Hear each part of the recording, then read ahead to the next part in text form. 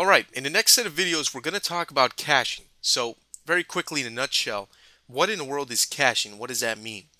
Caching allows us to take our simulations in ice with particles and record them to a special file that we can then load up, which allows us to play our simulation faster than just doing an old-fashioned simulation.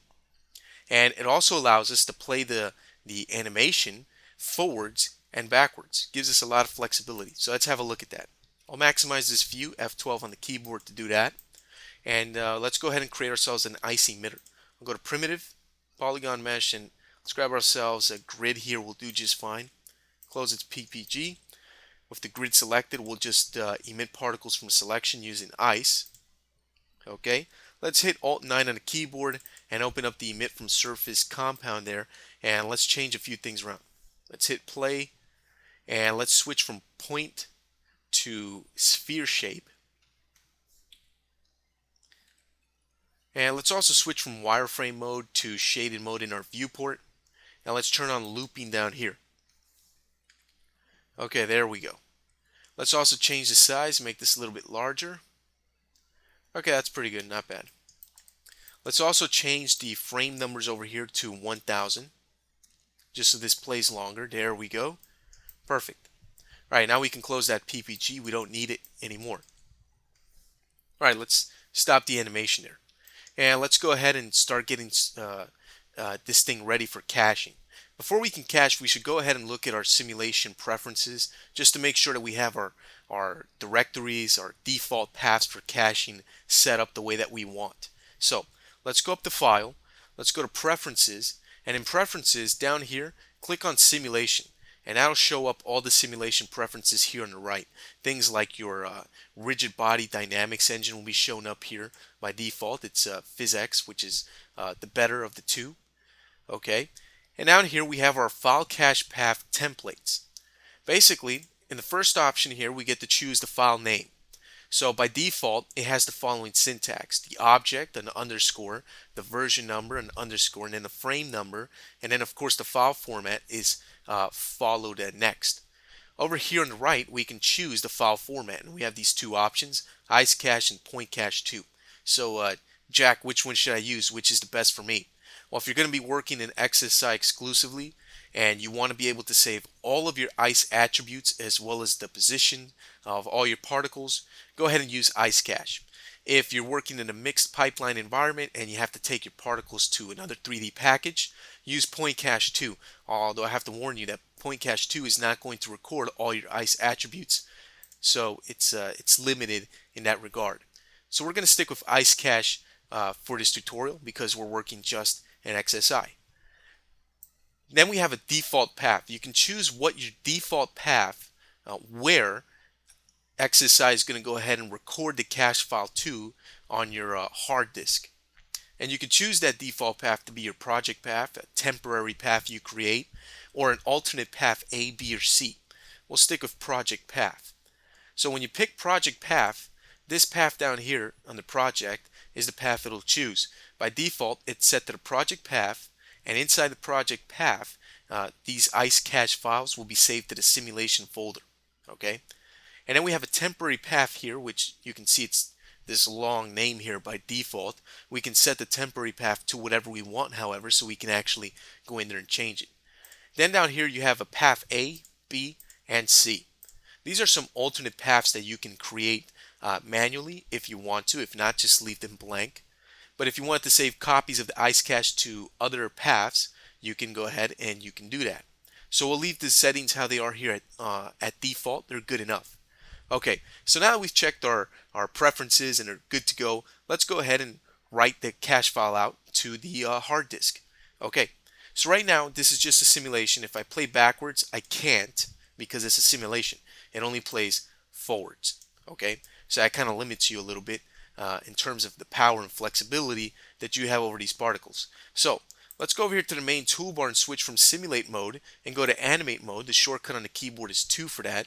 And under tools, you'll see a button called plot, and in the menu for that button, you'll see these two options down here: write geometry cache and load geometry cache. We can't load any geometry cache because we haven't created one yet.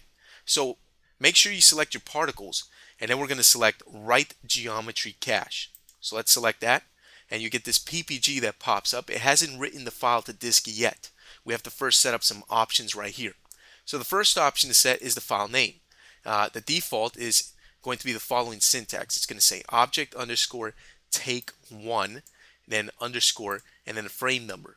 And then the format's going to be whatever we choose here. So it can be a custom format that we create or someone else created on our team if you're in a studio or whatnot. You can also use the point cache 2 format or the ice cache. Again, we're going to stick with ice cache because we're working exclusively in exercise 7 here. And then down here we have a path directory. In case we changed our mind, we want to change the path directory to save this. We can go ahead and place whatever path directory we want here. Down here in the time range, we can select the time range that we want to write the cache from. Okay, so let's say, for example, by default, right now it's set to cache from frame 1 to 1000, which happens to be what I have here in the timeline. See, I have frame 1 to 1000. But I can set this to whatever I want. So I can tell it only to record from frame 286 to 541 for whatever reason. I can also change here to step. So what is step? Well, step's pretty simple.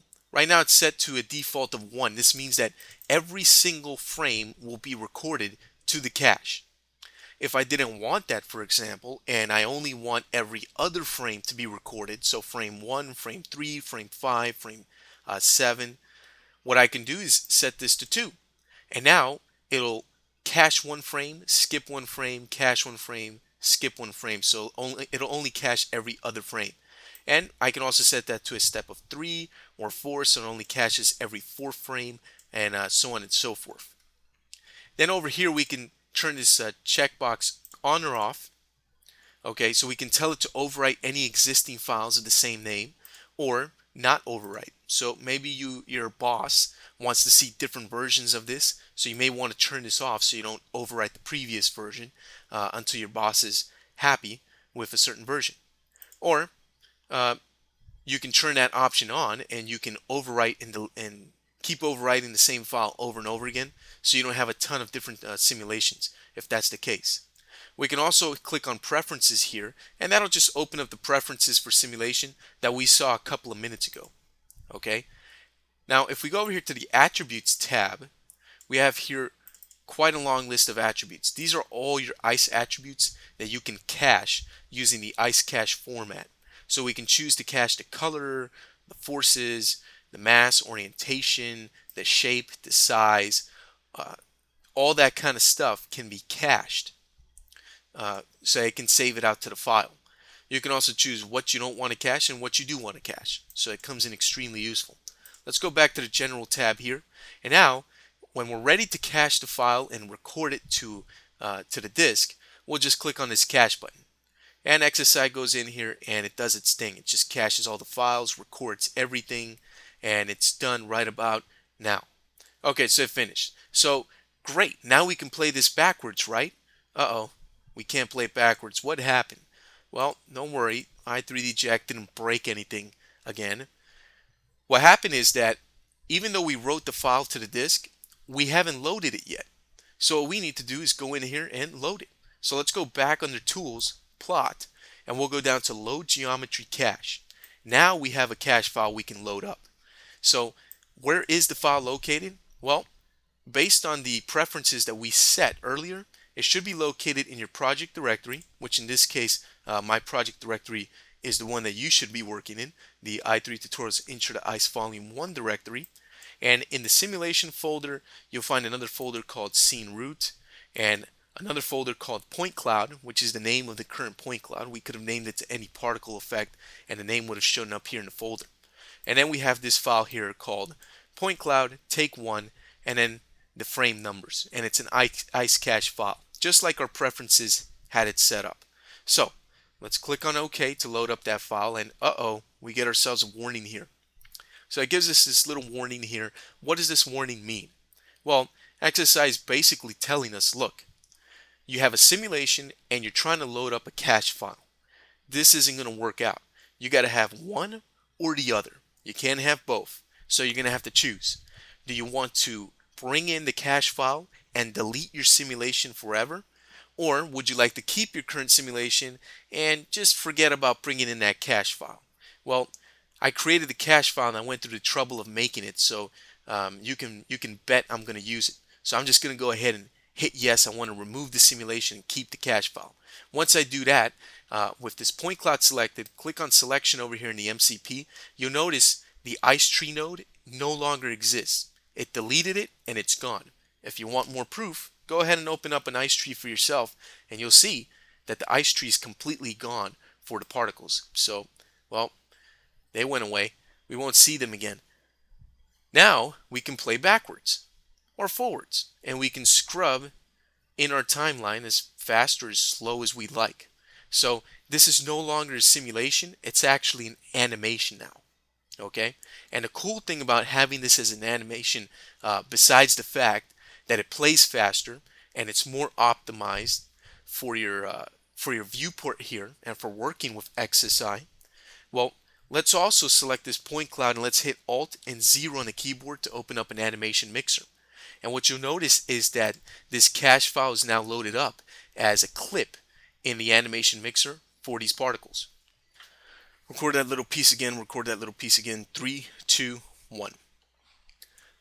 So now the cache file is loaded up as an actual clip inside the animation mixer for these particles. So what does that mean? Well, besides the fact that I can scrub back and forth, because this is now basically an animation that was saved to a clip file, now what I can do is I can do whatever I want with this clip. So I can take this clip and I can reduce its size. So now the particles play faster. You can see when I hit play, the particles play a little bit faster. If I want them to play really fast, I can really lower the size of this clip, and I can see the particles are going fast. Maybe I want to slow down the particles. So let's select the clip, hit enter on the keyboard to open up its PPG, and let's say, for example, I want the scale to be 0.5. So basically, now this thing is half as slow, which basically means it's going to play 2 times slower than before. So when I play this, look how slow the particles play in the background. And I have all this control through this animation clip in the mixer. And the beautiful thing is that you can create multiple caches, just save them out to different file names, and then you can bring them into the animation mixer and you can mix them up. And you can blend between them and create all kinds of crazy animations for TV commercials or for special effects or anything really that you need. Really, you're only limited by your own imagination or your creative director's imagination. Okay, so that's the power of caching in ICE. So that's one way of caching. I'm going to end this video here, and we'll continue working with caching in the next video, and we're going to look at a different method of caching from the ICE tree.